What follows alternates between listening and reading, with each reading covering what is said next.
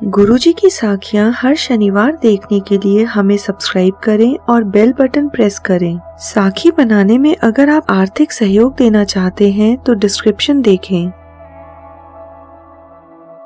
Arabic साखी भाग 13 में आपने देखा सैयद प्रीतपाल सिंह जी व उनके परिवार के खिलाफ शहर के नवाब के सामने लगभग 300 शिकायतें दर्ज करवाई गई। यह शिकायतें इसलिए करवाई गई क्योंकि उन्होंने बहावलपुर में जो भाषण दिया था वह मुस्लिमों को नहीं भाया था। अब आगे देखिए क्या हुआ।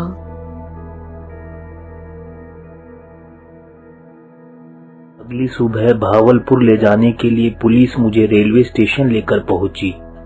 मेरी गिरफ्तारी के विरोध में हजारों सिख सरदार चरण सिंह और सरदार हरनाम सिंह के नेतृत्व में रेलवे स्टेशन पहुंच गए।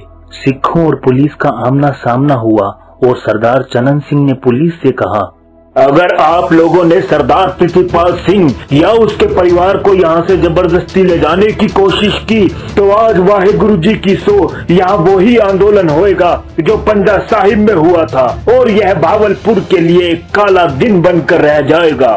पुलिस का कप्तान घबरा चुका था। उसने नवाब को फोन मिलाया और कहा, नवाब साहब, अगर आज हमने प्रीतपाल सिंह या उसके परिवार को यहाँ से ले जाने की कोशिश की तो बहुत बड़ा दंगा हो जाएगा, शहर में अफरा तफरी मच जाएगी। ठीक है, तुम उसके परिवार को 50,000 की जमानत पर रिहा कर दो और हाँ, उसे यह कहना मत भूलना कि कोर्ट में उसे हाजिर होना पड़ेगा, उसने इस्लाम की बेइज्जती की है। सिख संगत के आशीर्वाद से लोगों ने 50,000 रुपए हाथों हाथ इकट्ठा कर दिए। रुपया इकट्ठा करने के लिए औरतों ने अपने जेवरात तक बेच दिए। असिस्टेंट डिस्ट्रिक्ट मजिस्ट्रेट एडीएम की कोर्ट में मेरे खिलाफ 2 चार्ज लगाए गए।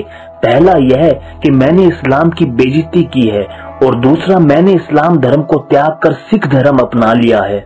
अपनी बात को सही साबित करने के लिए मैंने एडीएम साहिब को सारे सबूत दिखाए।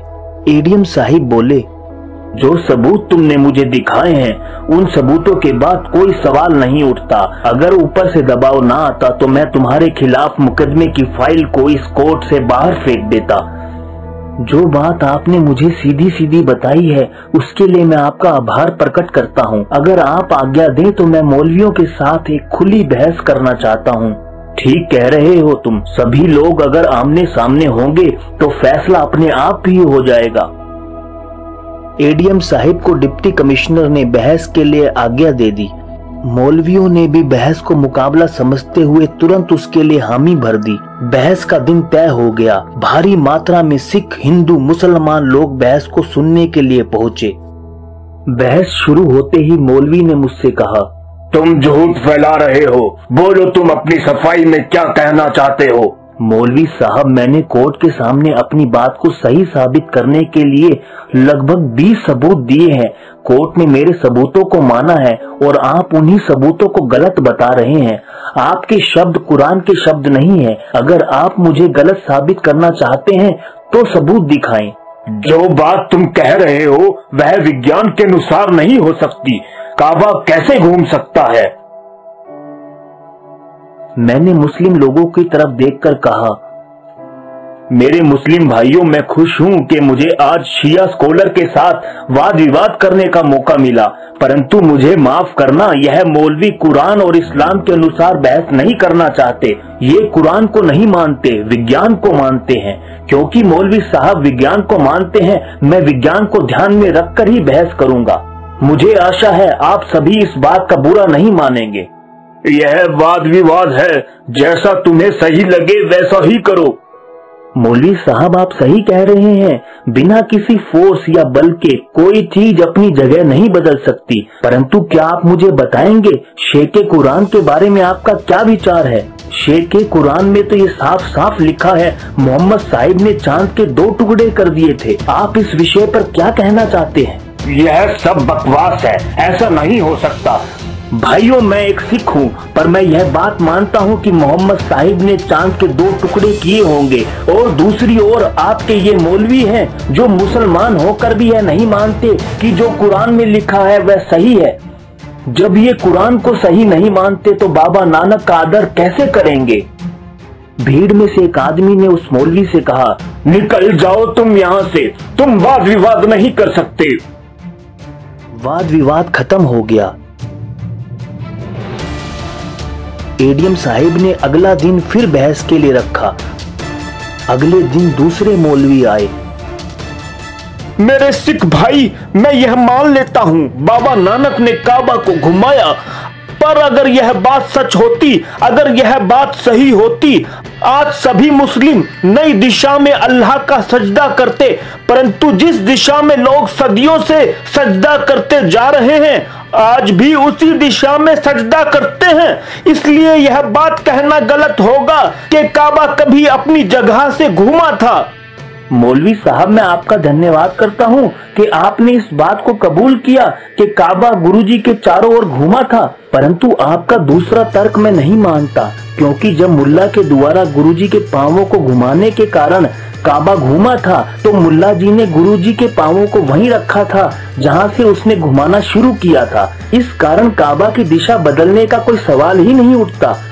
अगर मैं यह कहता कि मुल्ला जी गुरुजी के पांवों को घसीटते हुए 40 किलोमीटर दूर ले गए, तो काबा की दिशा बदलती, जो कि मैंने नहीं कहा। मुझे लगता है कि तुम सिख धर्म के बड़े ज्ञानी हो, इसलिए मुझे बताओ बाबा नानक के परदादा का नाम क्या था?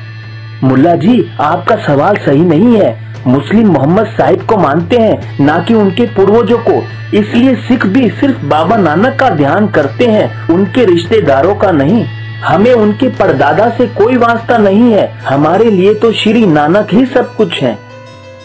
मेरे यह तर्क सुनकर मौलवी के पास विवाद छोड़कर जाने के अलावा कोई और रास्ता नहीं था। वे वहां से चले गए और सिखों ने जीत के जयकारे लगाने शुरू किए। जो बड़े सो निहाल, सत श्री अकाल, भाई गुरु जी का खालसा, वाहे गुरु जी दी फतेह। परंतु बहावलपुर के मुस्लिम मेरी गिरफ्तारी के अलावा और कुछ नहीं चाहते थे। मार्च 20 के दिन कोर्ट का फैसला आना था। दूर दूर से सिख फैसला सुनने के लिए पहुंचे। सरदार शेर अमीर सिंह की खबर के अनुसार फैसला हमारी तरफ आने की संभावना नहीं थी, परंतु सारी संगत गुरु ग्रंथ साहिब का यह जाप करती हुई जा रही थी। मेरे गुरु मेरे हमेशा साथ हैं, मेरे अंग संग हैं। मैं उस परमात्मा का सदा ध्यान रखता हूँ, उसे अपने दिल में बसाए रखता हूँ। सुबह 11 बज रहे थे। मैंने दशम पिता को ध्यान में रखकर अरदास की। ओ मेरे पिता, तुम्हारे बच्चे ने अभी अभी अमृत चखा है। आपने मेरे जिन केशों को अपना आशीर्वाद दिया है, जेल में उनका अनादर मत होने देना। ओ मेरे दशम पिता, मेरी रक्षा करना ताकि मैं पंथ की सेवा कर सकूं और आपके चरणों में सदा रह सकूं। जब मैंने अपनी आंखें खोली तो मुझे जज की टेबल से एक रोशनी आती हुई दिखाई दी। मुझे आभास हुआ कि मानो दशम पिता अपने घोड़े पर जज की ओर अपना तीर किए हुए हैं। जज ने अपना फैसला पढ़कर सुनाया। तुमने एक बेहद ही संगीन अपराध किया है, परंतु जनाब हजरत मौला जनाब नवाब साहिब बहादुर तुम्हार पर दया करते हुए तुम्हें माफ कर रहे हैं। तुम्हें हुक्म दिया जाता है कि तुम 24 घंटे के अंदर इस राज्य को छोड़कर चले जाओ।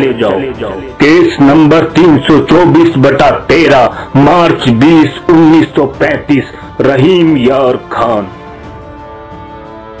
जैसे ही फैसला हमारे पक्ष में आया, सिख संगत ने जयकारे लगाने शुरू कर दिए।